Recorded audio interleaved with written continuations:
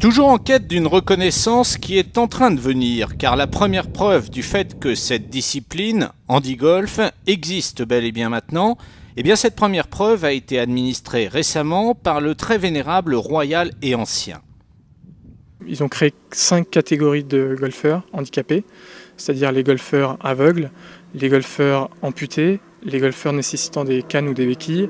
les golfeurs en fauteuil, et enfin la dernière catégorie, les golfeurs ayant des troubles de l'apprentissage. Donc pour chacune de ces 5 catégories,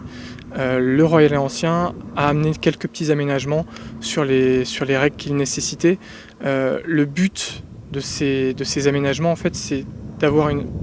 d'essayer d'avoir la plus parfaite égalité possible entre un golfeur valide et un golfeur qui serait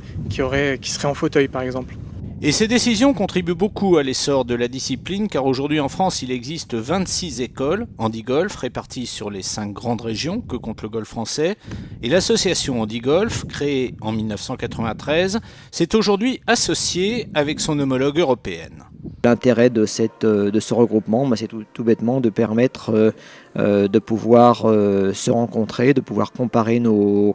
situations d'organisation au niveau des écoles, de pouvoir améliorer bien évidemment chacun en fonction des compétences des uns et des autres, et puis bien évidemment aussi parce qu'il faut qu'il y ait un côté pratique, un côté bonheur, un côté joie, de jouer ensemble et de faire des compétitions ensemble ou simplement de faire des parties ensemble amicales.